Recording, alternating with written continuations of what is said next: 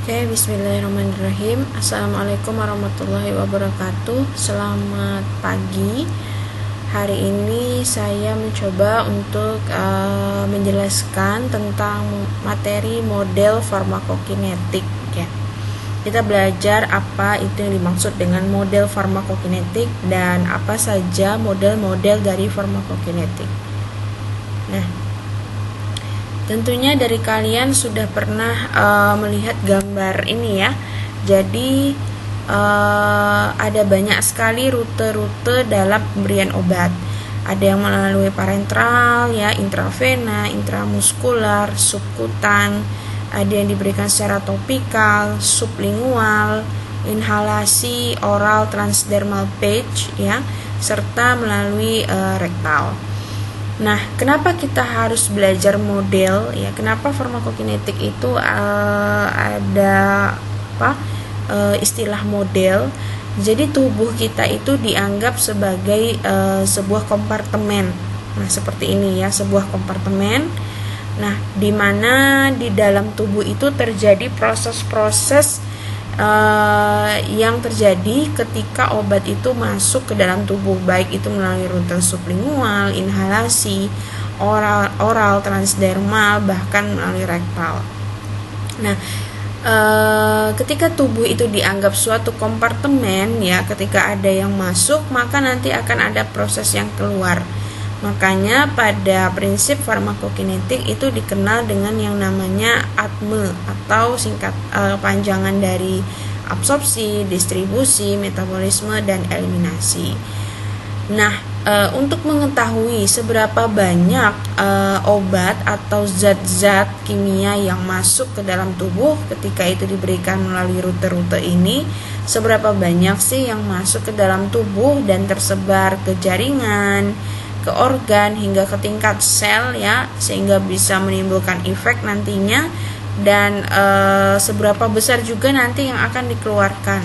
Nah, tentu kita tidak mungkin melakukan observasi langsung kepada pasien, artinya tidak mungkin pasiennya kita bedah seperti itu lalu kita ambil setiap beberapa jaringan organnya lalu kita lihat berapa banyak nih kadar obat yang ada di hati, yang ada di pankreas, seperti itu tidak mungkin, sehingga perlu adanya model matematis. Makanya secara model matematis organ tubuh itu dianggap sebagai suatu kompartemen. Ketika ada zat yang masuk ya, diproses di dalamnya, lalu nanti akan terjadi proses keluar. Dari model matematis seperti ini, model farmakokinetik seperti ini, kita bisa tahu perkiraan berapa banyak yang akan disebarkan seperti itu, berapa banyak yang masuk, apakah sama dengan yang keluar nantinya, dan bagaimana.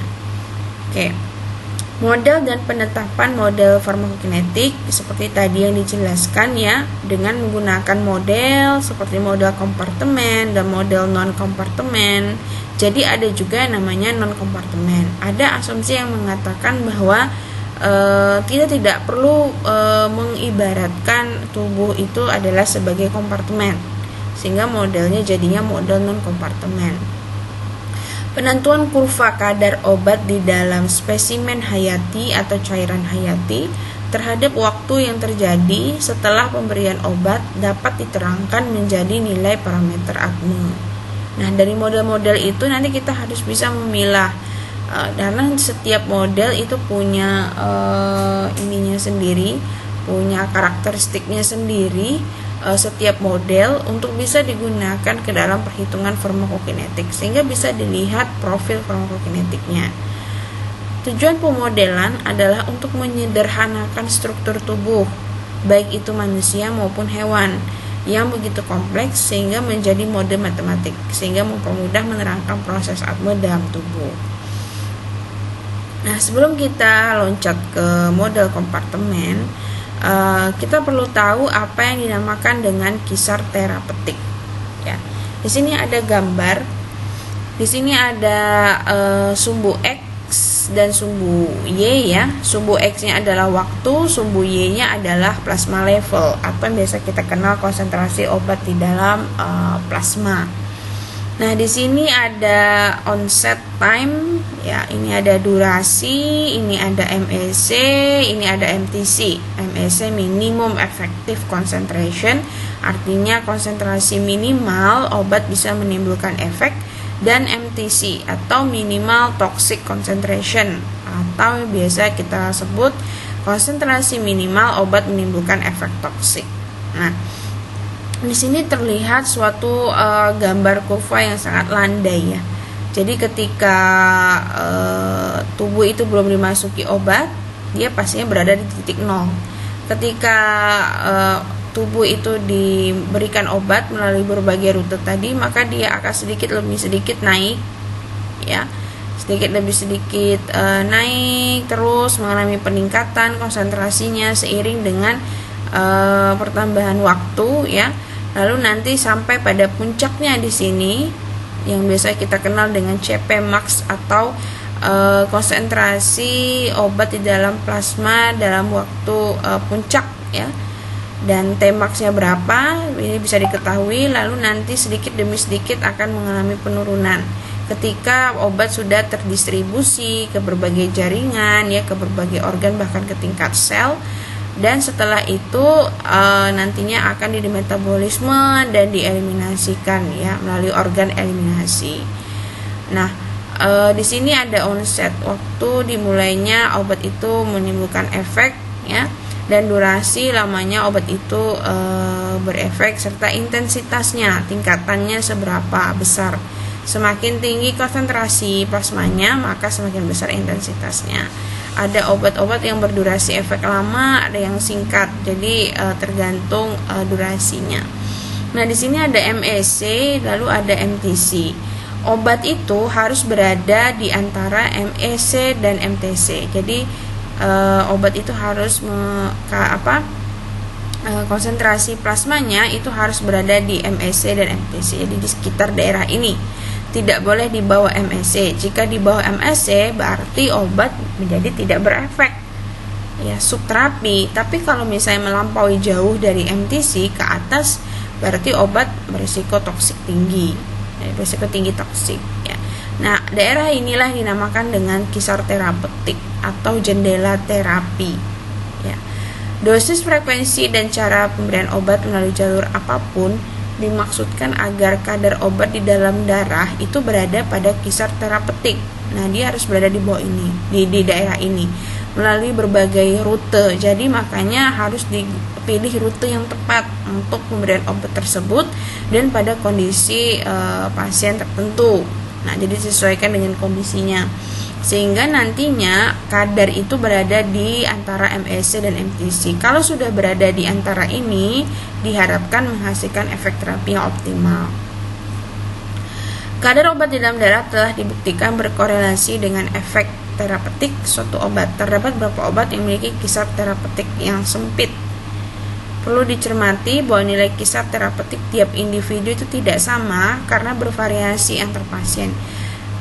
Kisar terapeutik tiap obat saja bisa berbeda-beda, ditambah lagi kisar terapeutik tiap pasien itu bervariasi, ya, tergantung dari kondisi pasien tersebut. Banyak faktor yang berpengaruh. Contohnya misalnya pasien ini menderita penyakit komplikasi khusus seperti gagal ginjal, gagal fungsi hati. Yang pasien yang ini punya kelainan genetik, misalnya pasien yang ini usianya sudah lanjut, sudah mengalami berbagai penurunan fungsi biologis, ya, fungsi fisiologis, seperti itu. Sehingga kisar terapeutik itu bisa berbeda-beda. Tapi minimal kisar terapeutik tiap obat kita tahu berapa. Nah, ada obat-obat yang kisar terapeutiknya sempit. Sempit itu berarti jendela ini, jarak antara MEC dan MTC-nya sangat kecil. Sehingga ketika kita turunkan dosisnya, maka dia cepat untuk berada di bawah MEC. Jadi tidak tercapai efek terapinya. Tapi kalau kita naikkan dosisnya, dia cepat berisiko toksik. Itu yang dinamakan obat kisar terapeutik sempit, ya, contohnya aminoglikosida, digoxin, phenytoin, dan yang lain. Nah, ini gambarannya kurva kadar obat dalam plasma versus waktu dari 3 macam obat, tapi dosisnya sama. menghasilkan jumlah obat yang terabsorpsi atau konsentrasi obat dalam plasmanya sama tetapi kecepatannya berbeda. Ada yang ini ya, beda-beda ya. Oke, lanjut. Ini tadi kadar obat di bawah KM itu sama dengan MEC ya. Itu subterapeutik atau tidak berefek. Kalau di atas KTM atau MTC gejala toksik. Contoh obat dengan kisar terapeutik sempit ini ya. Amikasin, amitriptilin dan yang lain. Nah, ini ya, kisar terapeutik tiap obat tuh berbeda-beda. Oke. Nah, sekarang kita masuk ke model farmakokinetik. Model farmakokinetik merupakan struktur hipotesis yang dapat dipergunakan untuk memberikan ciri kelakuan dan nasib obat tersebut di dalam tubuh dan penyederhanaan anggapan mengenai pergerakan obat di dalam tubuh. Jadi kita bisa belajar obat itu ngapain di dalam tubuh ya. Mengenai pergerakan obat dalam tubuh apabila obat tersebut diberikan dengan cara dan dalam bentuk sediaan tertentu pastinya. Nah, kalau rutenya oral ini gimana? Pasti berbeda proses yang terjadi ketika diberikan secara intravena. Nah, seperti itu ya. Model farmakokinetik bertujuan tadi secara klinik memantau konsentrasi obat dalam darah, meyakinkan bahwa dosisnya sudah benar ya. Untuk beberapa obat kepekaan reseptor pada individu berbeda sehingga perlu pemantauan kadar obat untuk penderita yang menerima terlalu banyak obat dan penderita yang sangat peka terhadap obat. Dan seterusnya ya, nanti bisa dibaca sendiri. Sekarang kita masuk ke model kompartemen. Nah, model kompartemen dari jenisnya itu dibagi menjadi 3, mammillary, quaternary, dan fisiologi. Apa bedanya? Model mammillary ini model yang paling sering umum digunakan. Terdiri dari 1 atau lebih kompartemen perifer yang dihubungkan ke kompartemen sentral. Kompartemen sentral itu untuk mewakili plasma dan jaringan yang perfusi atau aliran darahnya sangat tinggi. Jadi perfusi itu aliran darah dan secara cepat berkesetimbangan dengan obat, cepat mengalami setimbang. Nah, contohnya darah, cairan ekstravaskular ya, ginjal dan hati. Kalau perifer itu kebalikannya, yang perfusi atau aliran darahnya rendah. Contohnya otot. Artinya kadar obat itu tidak dapat segera mencapai setimbang dengan kadar obat dalam darah. Jadi menurut mammillary ini ya. Jadi menurut mammillary tubuh kita itu terbagi menjadi 2, kompartemen sentral dan kompartemen perifer. Di dalam tubuh obat itu ketika masuk tidak bisa langsung setimbang. Dia akan masuk ke kompartemen sentral dulu ya, lalu dia akan ke kompartemen perifer. Nah, menurut mammillary ada 4 model farmakokinetik. 1 untuk kompartemen 1 terbuka, 1 kompartemen 1 open model. Ini biasanya untuk yang IV injection. Ya, IV injection itu kan absorpsi saja tidak ada ya, tidak terjadi proses absorpsi. Nah, langsung masuk ke kompartemen. Dia tidak lagi menyebar yang namanya menyebar ke kompartemen sentral, ke kompartemen perifer, tapi langsung masuk ke kompartemen, langsung masuk dalam tubuh, lalu dieliminasikan. K ini adalah K eliminasi ya, kecepatan eliminasi. Ada model 1 kompartemen dengan orde ke-1. Nah, sudah belajar orde reaksi ya. Jadi ada absorpsi, masuk kompartemen lalu dieliminasikan. Ada yang 2 kompartemen. Nah, 2 kompartemen ini juga biasanya IV injection. Nah, ada model yang IV injectionnya itu seperti pemberian dosis maintenance begitu. Jadi ke kompartemen 1 dieliminasikan ya, lalu dia nanti akan ke kompartemen kedua. Ini yang jaringan yang perfusinya lebih rendah. Ya, lalu dia nanti akan berpindah jadi 1 ke 2, 2 ke 1. Jadi terjadi kesetimbangan di sini. Ada 2 kompartemen terbuka dengan orde 1. Ini anggapannya orde 0 ya, tidak ada tulisan first ordernya. Nah, di sini ada absorpsi karena dia bukan yang intravena. Nah, kalau model quaternary terdiri dari kompartemen-kompartemen. Jadi banyak, tubuh itu dianggap sebagai kompartemen-kompartemen banyak lalu digabung jadi 1. berderet seperti satelit. Model ini tidak dapat dipakai pada sebagian besar organ fungsional dalam tubuh secara langsung yang berhubungan dengan plasma, dan tidak sering dipakai sesering mamillary. Nih modelnya. Nah, jadi menurut quaternary itu tubuh kita terdiri dari kotak-kotak ini. Kotak-kotak ini adalah kompartemen 1, 2, 3. Nah ya, ini ada absorpsi, masuk ke 1, nanti dia akan kedua, lalu ketiga, lalu kembali 3, 2, 1, terus berputar bersirkulasi sampai proses eliminasinya selesai. Gitu ya. Model fisiologi itu dikenal sebagai model aliran darah atau model perfusi. Merupakan model farmakokinetik yang didasarkan atas data anatomi dan fisiologi yang diketahui. Nah, nih, model fisiologi aliran atau fisiologi tidak dibutuhkan data yang tepat dalam model fisiologi. Konsentrasi yang diperkirakan melalui ukuran jaringan. Jadi dia memperkirakannya melalui ukuran jaringan, ukuran organnya, aliran darah, dan melalui percobaan. Keuntungannya bisa mengasumsikan efek obat terhadap hewan tertentu atau manusia dengan volume jantung tertentu, karena tadi dia mengukur tiap organnya, sehingga kita bisa tahu nih untuk organ tertentu ya gimana, manusia tertentu bagaimana. Aliran darah, ukuran jaringan, dan perbandingan obat dalam jaringan darah dapat berbeda sehubungan dengan kondisi patofisiologi tertentu. Jadi beranggapan ketika pasiennya punya gagal fungsi hati dengan yang normal fungsi hatinya, itu akan berbeda efek obatnya. Model ini dapat diterapkan pada beberapa spesies dan dengan beberapa data obat pada manusia dapat diekstrapolasikan. Biasanya model ini untuk kajiannya terhadap hewan ya. Untuk manusia tidak pernah digunakan. Nah, dapat diperkirakan model maknanya nyata dari model fisiologi adalah dapat digunakan model ini dalam memperkirakan farmakokinetik pada manusia dari data hewan. Nah, jadi tadi ya, jadi dicobakan di hewan, dicoba diberikan obat, lalu dilakukan pembedahan, ya kita ukur setiap komponen kompartemennya tadi.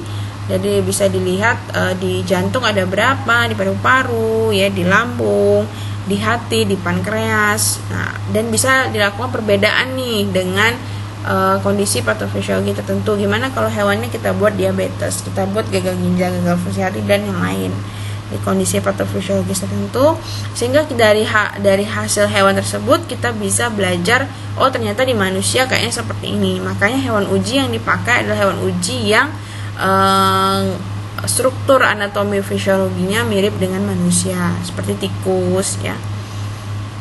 Jaringan yang tidak mudah ditembus oleh obat, otak, tulang, sistem saraf tidak termasuk dalam model ini.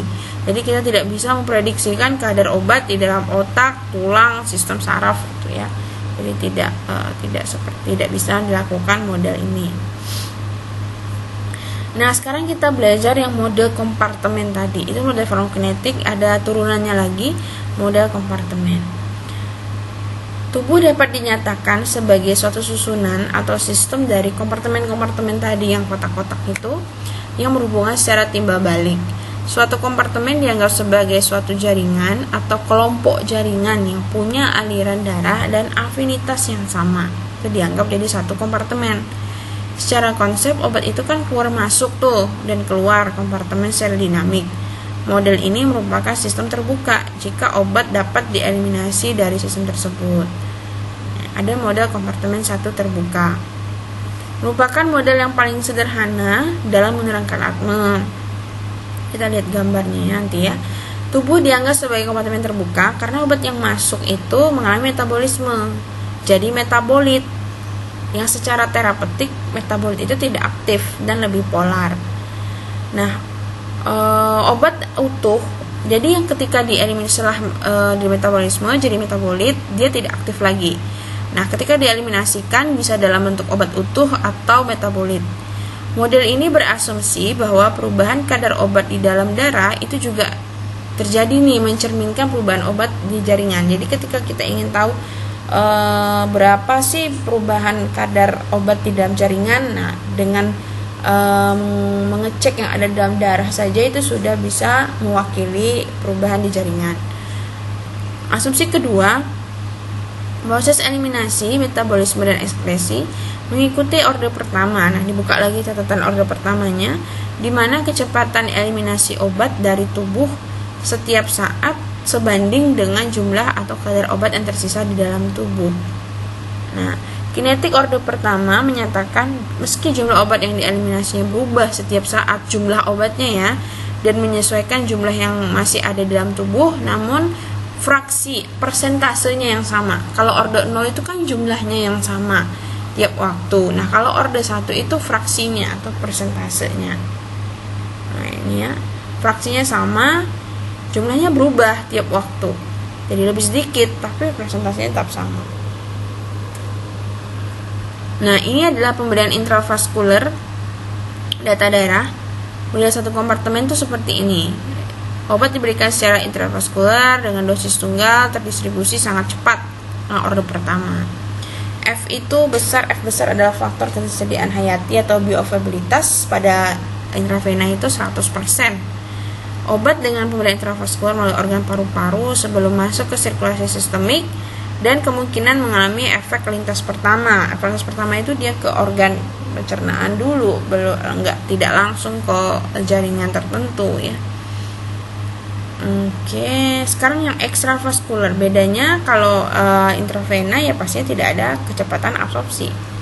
Ya, kalau ekstravaskuler ada kecepatan absorpsi. Dosisnya dosis ekstravaskuler. Obat dengan kinetiknya diterangkan dengan model satu kompartemen.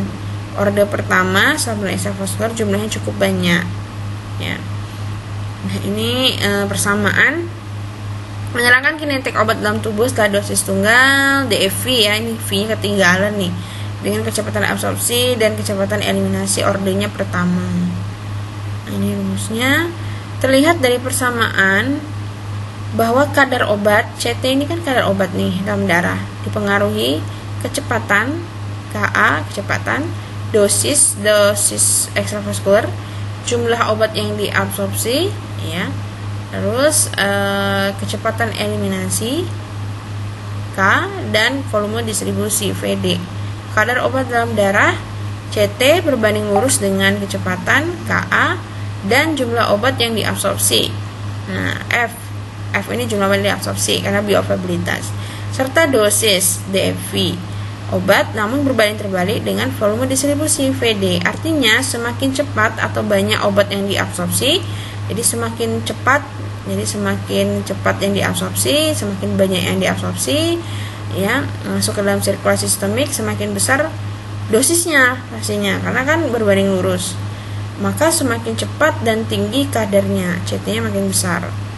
Namun semakin banyak obat yang terdistribusi ke jaringan, maka semakin rendah kadarnya. Semakin banyak obat yang terdistribusi ke jaringan itu kan berarti VD-nya makin besar. Karena VD ini berbanding terbalik dengan CT, maka semakin besar VD-nya, maka kadar obatnya akan semakin kecil dalam darah. Gitu ya. Pemahaman ATME ini. Ketika obat diberikan kepada pasien T0, kadar obat dalam darahnya pastinya 0. Karena belum ada proses absorpsi. Nah, lalu karena jumlah obat yang diabsorpsi pada waktu awal jumlahnya besar dibandingkan dengan jumlah obat yang dieliminasi, sehingga KA dibandingkannya 5-10 kali. Jadi KA-nya 5-10 kali dari nilai K-nya. KA-nya lebih besar. Kadar obat di dalam darah terus meningkat hingga mencapai Cmax. Pada Cmax, kecepatan absorpsi atau KA sama dengan kecepatan eliminasi. Ingat ya. Waktu yang dibutuhkan untuk mencapai Cmax disebut Tmax. Begitu mencapai kadar puncak, sudah mencapai Cmax, maka kadarnya terus menurun. Sebab jumlah yang tersedia untuk diabsorpsi itu sudah semakin berkurang ya, karena sudah capai Cmax tadi, sehingga menyebabkan penurunan kecepatan absorpsi KA-nya jadi lebih kecil dibanding nilai K. Nah, ketika waktu terus berjalan menyebabkan jumlah obat di tempat absorpsi semakin kecil dan mulai dianggap 0. Misalnya sudah 5 kali waktu paruh absorpsi, diperkirakan sudah 97% obat yang terabsorpsi. Nah, 5 kali tes setengah absorpsi ya. Misalnya tes setengah absorpsinya adalah 3 jam, makanya 15 jam itu pastinya sudah 97% obat yang diabsorpsi. Atau hanya sisa 3% nih yang ada di tempat absorpsi. Mulai saat inilah penurunan kadar obat dalam darah mencerminkan eliminasi. Nah, lalu model kompartemen 2 terbuka. Nih, Obat setelah dimasukkan ke dalam sistem sirkulasi sistemik itu akan mengalami distribusi. Selama distribusi, kadar obat yang awalnya menurun tajam pada waktu awal akan turun tajam sekali dengan kecepatan lebih besar dibandingkan dengan kecepatan penurunannya ketika sudah setimbang antara darah dan jaringan. Distribusi awal itu berlangsung cepat, jadi ya karena ininya curam gitu, langsung turun gitu. Habis itu baru landai. Nah, pada distribusi awal berlangsung cepat karena obat itu terdistribusi ke jaringan perfusinya tinggi. Jadi kealiran darahnya cepat dulu, makanya kurvanya jadi terjal seperti itu ya. Misalnya hati dan ginjal sehingga cepat tercapai kesetimbangan antara darah dan organ. Nah, darah dan jaringan itu kan perfusinya baik, sehingga disebut kompartemen sentral tadi. Asumsi untuk yang model 2 terbuka ini bahwa perubahan kadar obat dalam darah mencerminkan kadar dalam jaringan yang perfusinya baik. Jadi kadar obat dalam darah itu menggambarkan untuk jaringan yang perfusinya baik. Sebaliknya untuk jaringan perfusinya kurang baik gimana? Kadar obat dalam darah sedikit naik selama proses distribusi awal, kemudian turun lagi meskipun proses distribusi obat ke jaringan masih berlangsung. Seiring dengan berjalannya waktu, suatu saat akan dicapai kesetimbangan antar dua kompartemen. Jadi akan setimbang jumlahnya. Ya, setimbang nih, seperti ini. Oke. Ini. Nah ya. Dosis intravena, ini kompartemen sentral, ini kompartemen perifer. Jadi dia masuk ke kompartemen sentral dulu, makanya penurunannya jadi tajam ya, cepat dan cepat juga setimbang dengan yang ada di perifer. Jadi ketika dia sudah masuk ke sentral, aliran darahnya cepat, terus langsung didistribusikan ke perifer. Nah, setelah itu pada suatu saat tertentu nanti ini akan setimbang antar sentral dan perifer. Nah, ini ya gambarannya kalau dua kompartemen itu seperti ini. Ada dua fase, distribusi dan post distribusi atau eliminasi. Ini setimbang, pada saat ini setimbang. Dari gambar terlihat pada awal waktu sesudah pemberian obat, kadarnya berkurang dengan cepat menandakan terjadinya distribusi. Nah, ini langsung terjun ya ke organ yang perfusinya tadi cepat ya. Fase ini disebut fase distribusi. Setelah obat melampaui titik setimbang semu di sini, ya, pengurangan kadarnya berlangsung lebih lambat, jadi agak landai dan dengan mengikuti kinetik orde pertama karena obat sudah masuki fase eliminasi. Dengan dimana fase ini proses metabolisme dan ekskresi obat terjadi. Kalau eliminasi itu metabolisme dan ekskresi, kalau ekskresi ya ekskresi, beda ya. Fase ini disebut pula fase terminal atau post distribusi. Perlu diketahui bahwa saat proses distribusi berlangsung, sebagian obat ada yang tereliminasi, namun jumlahnya kecil. Jadi saat distribusi di sini ada yang tereliminasi sedikit. Demikian sebaliknya, setelah proses eliminasi masih ada yang ikut terdistribusi ke jaringan atau terdistribusi kembali ke jaringan perifer dan ke darah kembali lagi, namun kecil. Jadi tetap terjadi sirkulasi di sini ya. Nah, ini untuk yang ekstravaskular. Pastinya ada Ka, kalau yang intravaskular tidak ada ya. Nah. Oke. Model kompartemen 3 terbuka. Nanti kita coba lihat kurva logaritmik kadar obat terhadap waktu dapat digambarkan sebagai berikut. Nanti coba saya ini kan ya gambar ya saya kirimkan untuk yang ini kompartemen 2 terbuka. Nah, ada juga yang 3 kompartemen. Nah, lebih kompleks lagi ya kalau 3 kompartemen. Nah, lebih kompleks lagi di sini ada terbagi-bagi jadi beberapa kompartemen. Jadi kompartemen sentralnya tetap 1, kompartemen perifernya ada 2.